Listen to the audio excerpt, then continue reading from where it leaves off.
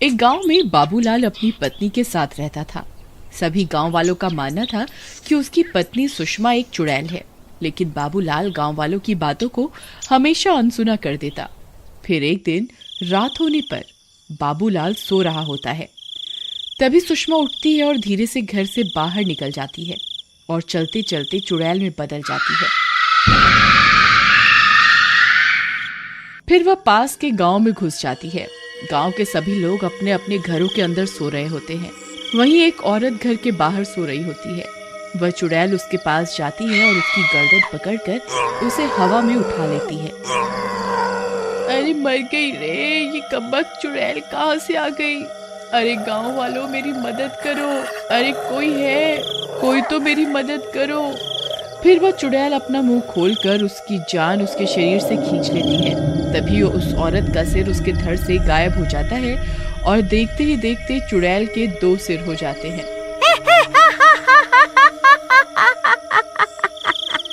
फिर वह चुड़ैल वापस अपने घर की ओर चली जाती है और फिर से औरत की भेस में आ जाती है, लेकिन उसके सिर अब 2 हो चुके होते हैं। उन्हें छुपाने के लिए वह अपनी साड़ी का घूंघट आगे कर लेती है। सुबह होने पर उस सरकटी लाश को देखकर सभी गांव वाले घबरा जाते हैं और उसकी मौत की खबर आसपास के सभी गांव में फैल जाती है।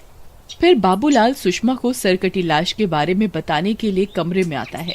अरे सुषमा, ये तुम्हारे सर को क्या हुआ है? ये अचानक से इतना बड़ा क्यों हो गया? अजी कुछ नहीं, बस मेरे सिर में बहुत दर्द हो रहा है, इसलिए मैंने सिर में कपड़ा बांधा हुआ है। इसी वजह से मेरा सिर बड़ा दिखाई दे रहा है। अच्छा, ये बात है। मैं तो बस तुम्हें यहाँ वो सरकटी लाश के बारे में बताने आया था। कल रात को कोई उसका सर काट के अपने साथ ले गया। मुझे तो बहुत डर लग रहा है। हमें भी अब चौकन्ना रहना होगा। बाल बाल बच गई। अगर इन्हें मेरी असलियत के बारे में पता चल जाता तो मैं अपने मकसद में कभी कामयाब नहीं हो पाती। फिर रात होने पर जैसे ही बाबूलाल गहरी नींद में सोता है, सुषमा उठ जाती है और घर से बाहर निकल जाती है और चुड़ैल में बदल जाती है।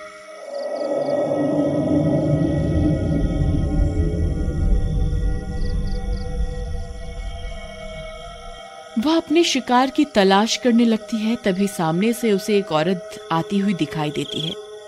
वह चुड़ैल एकदम से उसके सामने पहुंच जाती है। अरे इसके 2 सिर हैं। हे भगवान, ये चुड़ैल यहाँ कहाँ से आ गई?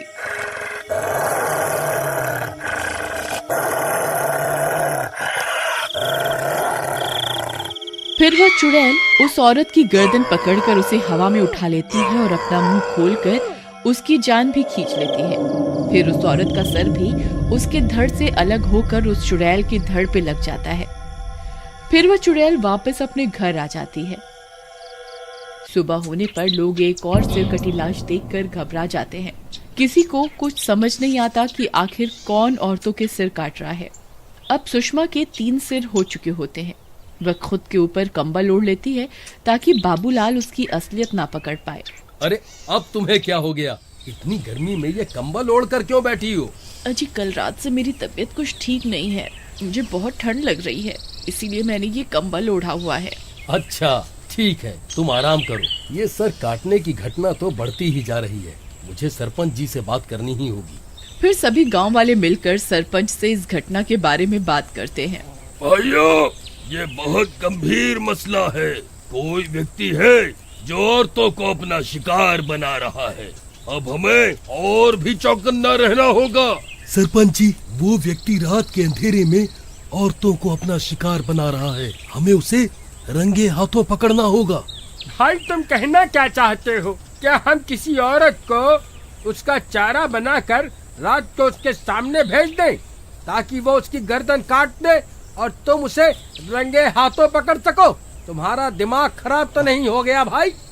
अरे नहीं नहीं, मेरा ये मतलब नहीं था। मेरे पास एक तरकीब है। फिर रात होने पर भीमा अपने शरीर पर कंबल लपेट लेता है और सिर पर एक औरत का मुखौटा पहन लेता है और बीच रास्ते में खड़ा हो जाता है। तभी बाबूलाल के सोते ही सुषमा घर से बाहर निकल जाती है। तभी बाबूलाल की नींद खुल जाती है और वह भी उसका पीछा करने लगता है। तभी सुषमा चुड़ैल बन जाती है। बाबूलाल की आंखें फटी की फटी रह जाती हैं। हे भगवान, ये मैं क्या देख रहा हूँ? ये कैसे हो सकता है? ये सुषमा तो चुड़ैल निकली। हे भगवान, मुझे ये बात अभी सरपंच को जाकर बतानी होगी। फिर वह चुड़ैल आगे बढ़ जाती है। वहाँ उसका सामना भीमा से होता है। वो भीमा को औरत समझ रही होती है।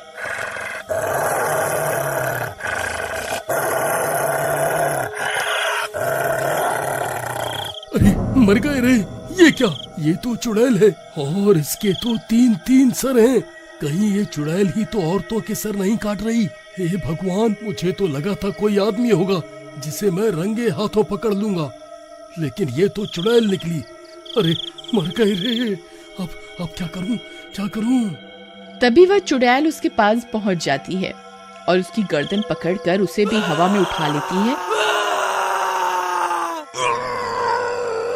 और अपना मुंह खोलकर उसके मुंह में उससे उसकी जान खींचने लगती है।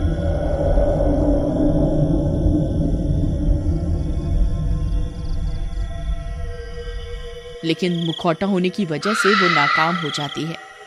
अरे ये क्या? मैं इसकी जान क्यों नहीं निकाल पा रही? लगता है मुझे अपने खंजर से इसका सिर इसके धड़ से अलग करना होगा। अरे मर गए रे! ये चुड़ैल तो उस सर को धड़ से अलग करने की बात कर रही है। कहीं चाकू थोड़ा सा नीचे लग गया तो सच में मेरी गर्दन धड़ से अलग हो जाएगी। अब क्या करूं? क्या करूं?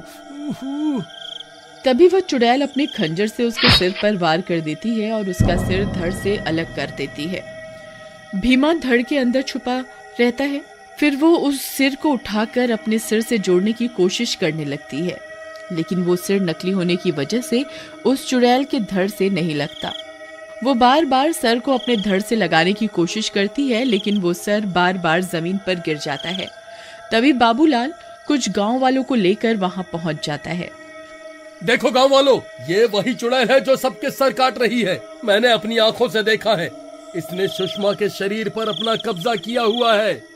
तभी भीमा भी कंबल से बाहर निकल आता है। चुड़ैल उसे देखकर चौंक जाती है।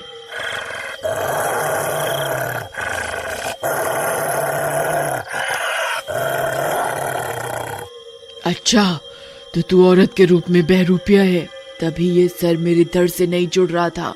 तूने मुझे बेवकूफ बनाकर अच्छा नहीं किया। अब मरने के लिए तैयार हो जा। फिर वह चुड़ैल भीमा की गर्दन पकड़कर उसे भी हवा में उठा लेती है। अरे मर गए! अरे गांव वालों, मेरी मदद करो! अरे कोई मुझे बचाओ!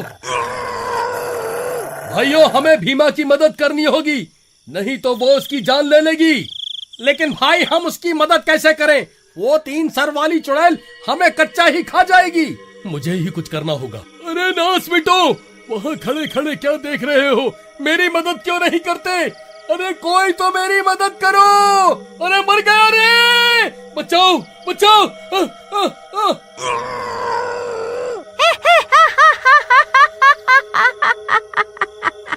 कोई तेरी मदद नहीं करने वाला।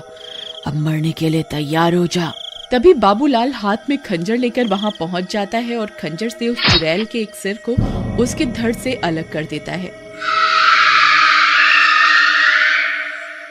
चुड़ैल का एक सर कटते ही एक औरत वापस से जिंदा हो जाती है। बाबू भैया, बहुत बढ़िया! देखो, इसका एक सर कटते ही एक औरत जिंदा हो गई। तभी बाबूलाल उसका दूसरा सिर भी उसके धड़ से अलग कर देता है और तभी दूसरी औरत भी जिंदा हो जाती है। हे भगवान, अब इसका एक ही सर बचा है। क्या पता इसे काटने से मेरी सुषमा वापस आ जाए। फिर इतना सोचकर बाबूलाल उसके बचे हुए आखिरी सर पर भी खंजर से हमला कर देता है और उसके सारे सर कटते ही वो चुड़ैल वापस सुषमा में बदल जाती है। अब सुषमा हमेशा हमेशा के लिए उस चुड़ैल के चंगुल से आजाद हो जाती है। अरे वाह बाबू भाई, तुम तो बहुत हिम्मत वाले निकले। अकेले ही इस चुड़ैल का सामना करने आ गए। सुषमा, तुम ठीक तो हो ना? तुम्हें कहीं कोई चोट तो नहीं लगी ना? अजी, मैं तो ठीक हूँ, लेकिन हम इतनी रात गए यहाँ क्या कर रहे हैं? ये सब गांव वाले मुझे इस तरह क्यों देख रहे हैं? सब ठीक तो है ना? कहीं मैंने कुछ गड़बड़ तो नहीं की ना? भाभी, अभी अभी आप मेरा सर मेरे धड़ से अलग करने पर उतारू थी, लेकिन अब सब ठीक है। फिर बाबूलाल और सुषमा हंसी खुशी साथ साथ रहने लगते हैं और पूरे गांव को उस 3 सर वाली चुड़ैल से आजादी मिल जाती है।